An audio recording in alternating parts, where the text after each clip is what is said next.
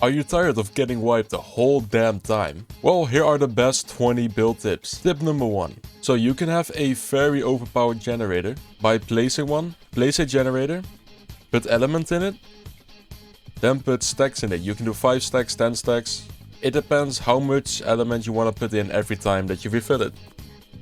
I normally just do 5 stacks, more than enough. And then we're gonna get a tech bunker. Ah, I exceeded the limit. Since I'm at the bunker limit, the limit is free by the way, free on one map. If you want to do this on your server, you can place a maximum of 3 bunkers. So you could do this 3 times. Unless of course if you do want to make a bunker base, then you have to reserve one of them. But even if you make a bunker base, please put a gen in there. Because why not? Because when you place a gen inside of the bunker, it is not gonna power the things that are outside of the bunker. But this way it is. Okay, so like you can see, I'm fully spraying it right now.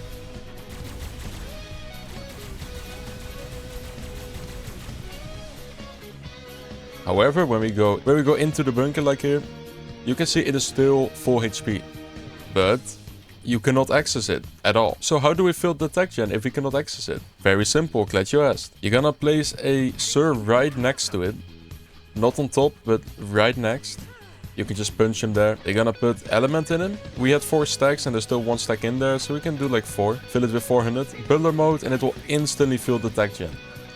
So now you basically have a tech gen that is defended by a whole bunker, and these bunkers take a while to get destroyed. So you could place this at a really important tower you have, under your main base, or if you have a bunker base. And if you don't have a bunker base, just use this.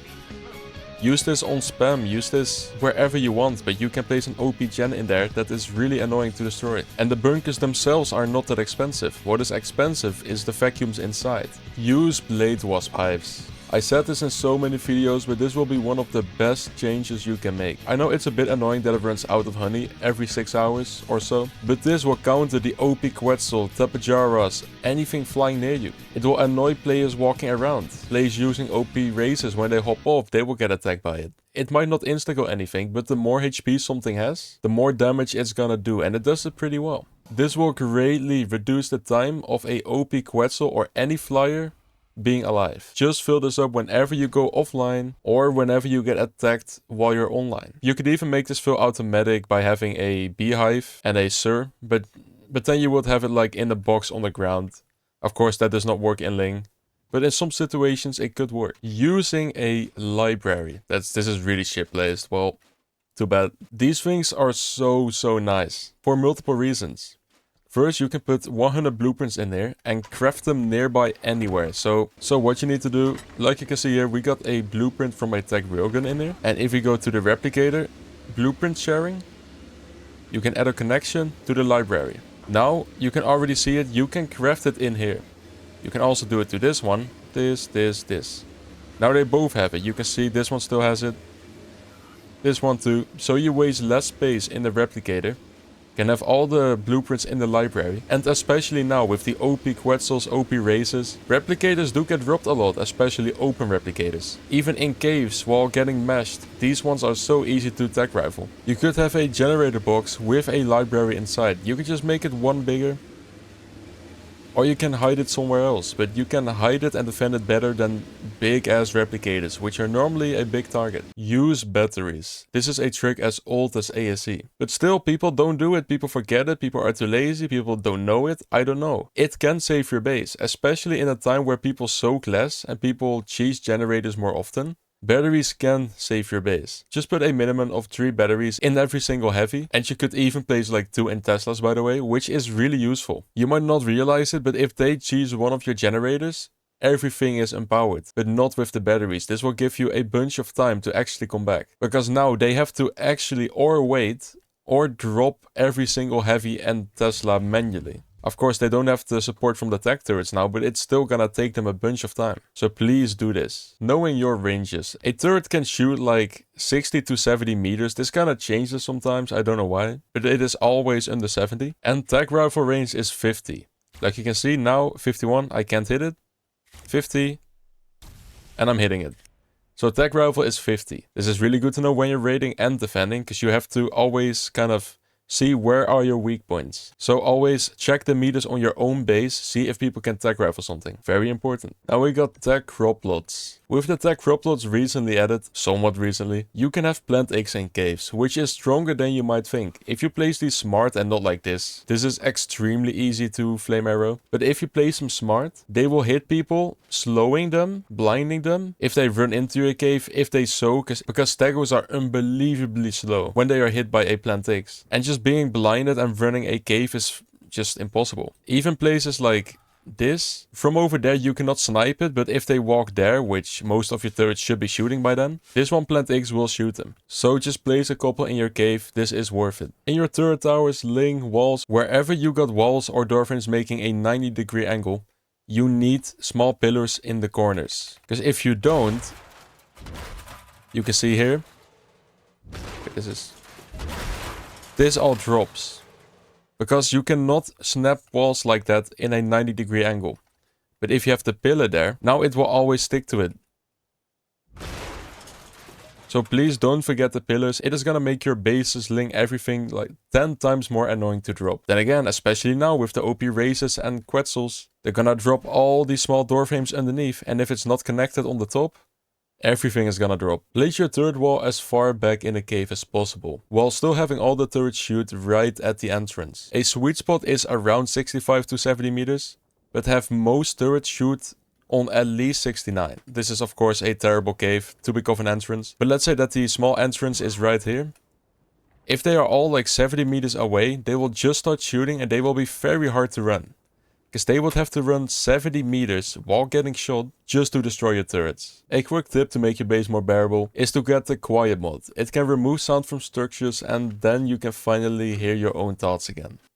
Cliff plats have more foundation claim than normal foundations. This is especially useful in caves, but it works in spam in general. Especially in the Oasis cave, if you place a bunch of cliff plats on the ceiling, you can actually not build here right above. So they will not be able to place a fob in this whole area because you got cliff plats underneath. But this works in general really good. Even if you can squeeze in a cliff plat, like for example right here, this is a bad placement, but near the entrance, even if they destroy a bunch of foundations here, you're still gonna have this cliff plat having foundation claim a bit further than just having foundations.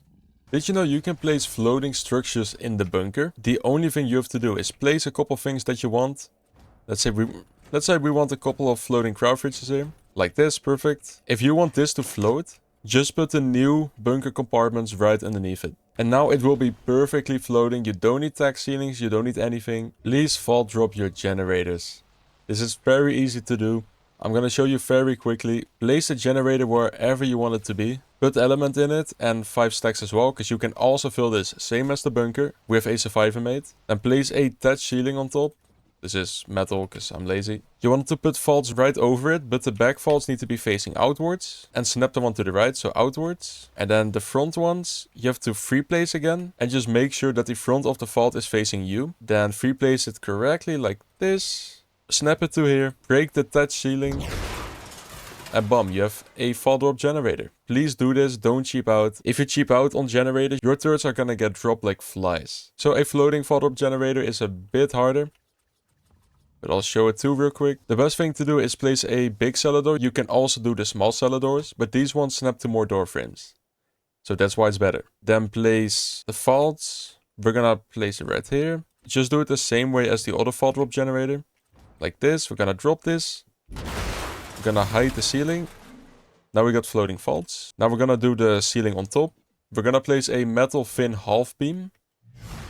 And then basically just make a square here, that's completely fine. Then we're gonna hide this ceiling. Place a generator right in the middle. Put some element in it. Now we're gonna go one wall higher again. Again, the thatch ceilings. You gotta make sure that you place these faults exactly the same. So here too, facing outwards. Right here, facing inwards. Like this. Break the thatch ceilings. And bam, you have your fault drop generator. Place your turrets on natural ground and natural walls, ceilings, whatever, the most. Especially in caves and rattles, try to do this the most. Because door frames are pretty easy to drop. And they are tech rifleable. A normal turret you cannot tech rifle, but a door frame you can. The door frames get destroyed very quickly. So please use the terrain for most of your turrets. Of course, when you're building towers, you have to build them up high, blah blah blah. But in caves, rattles, natural ground. Place internals everywhere. If there is your main wall, you want internals every single where. And multiple generators. Because you never know who is meshing you. You never know who is running past your turrets. You never know what kind of meta comes out next that they can get into your base. Always have enough internals and of course internal generators and aggressive tames. All of those. Do not cheap out, do not forget. You're gonna lose your base. How to overcap your turrets. Make sure you can place the most amount of turrets in a crucial spot in your base. So your war room, a turret tower, whatever. This is a bunker tower, so in here is the most important stuff. So this is almost fully turret capped. You should place like 95 turrets here, not 100. That's the mistake I made last time. And you might be like, why 5 away from turret cap? Well, so I could place 5 turrets right here on this line or on the ground. Or up here, whatever. But then because this side is further away from Deadling, I can also place 5 turrets here. If I place 100 here, then I cannot place anything here at all. Like I have right now. And now what you want to do to basically expand it all, place as many turrets as possible. Check where is the highest range. On the ground it's 72, okay? Middle is 81. The top is 66. So we first have to place turrets on the middle one. Then on the bottom, and then on top. Because you always place first where the most turrets are. Because that's gonna be kept the soonest. If I first place turrets on top, then I cannot even place turrets on the middle anymore. Or on the bottom. So be aware of that. Always place where there are the least amount of turrets. And then just keep expanding. You gotta place spam all around your base. Just for the simple reason that they cannot place a fob too close to your base. And also against some messing methods. The best spam is Ling, basically what you see here and what you saw on the Ragnarok before. Just these little squares with some turrets. You don't have to put as many turrets as you have on the main base, but you could. But you can also place like 40 turrets on it. It's whatever you want, but it is the best spam like that if you place turrets on them. Otherwise just place a bunch of cliff plats, foundations, wherever, just whatever you have. Map control. When building, you want teleporters all around the map. To simply be able to flank your opponent.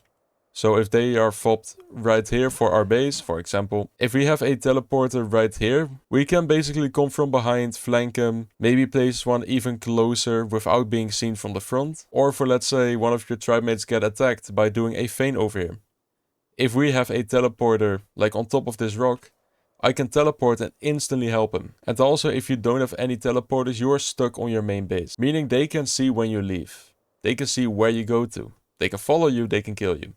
You have no way out. Now is watching YouTube. There are a bunch of creators that give really good builds, tips, whatever for Ark. Even when they don't give tips, but they just play small tribes. For example, Rota, I think is the biggest right now. You can learn a lot from that. And the little extra is use more aggressive tames. This is not really a building tip. That's why I just put it at the end for a little extra.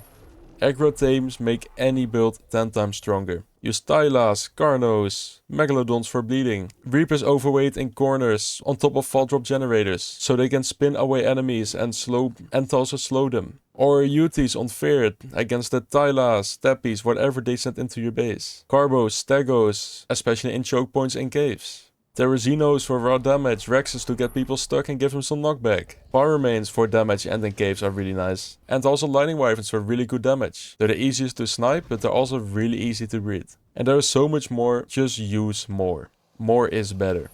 Especially in Ark. Well, that was it today guys. Thank you all for watching and see ya.